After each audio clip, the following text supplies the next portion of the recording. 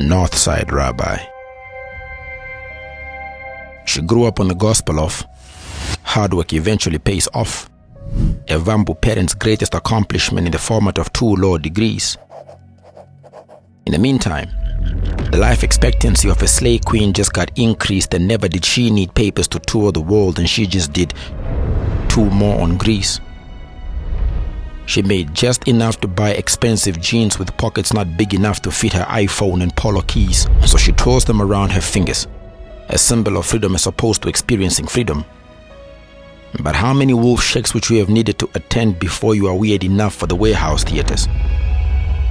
Her voice grew up a cathedral rodent amongst boisterous vipers. No wonder the church mouse feared us. She's got a standard. She's drawn to integral men until she found love in the most unlikely place between Chicago smoke and Habli flavors. In the city built on facial foundations, absent further pandemics and asking favors. 3 car payments behind later.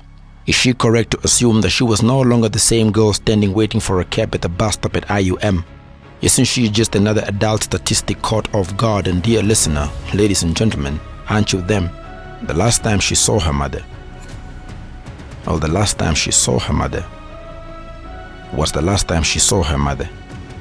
Her soul was rumored to be roaming somewhere between Begonia Street and Clemens Kapoor. She has grown comfortable wearing grief around her neck, such elegance couture. She has refused to let herself age.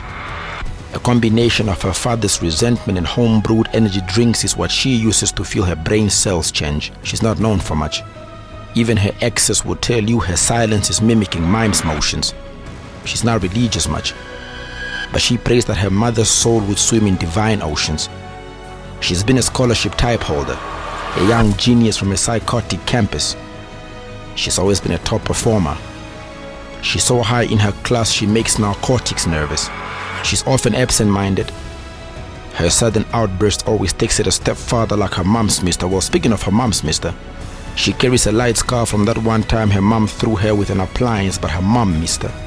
She's often haunted by the thought of, had she died first, would her mom miss her?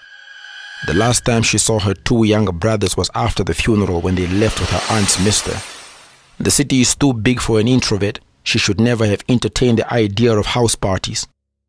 She hates men and the idea of loving them, so she would rather find love in a Maltese. A corporate hun.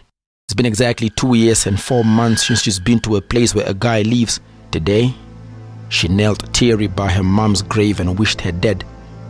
And if by any chance the universe ever returned her, she'd wish her back. She's the reason why she never truly learned to love and why it intuitively lacked. How could you provide true essence if you've never been intuitively that? Never disturb the dead, she was told, but there are certain things that needs to be addressed. She will wake up and bury herself in another board meeting tomorrow, but today, at this here grave, she lays herself to rest.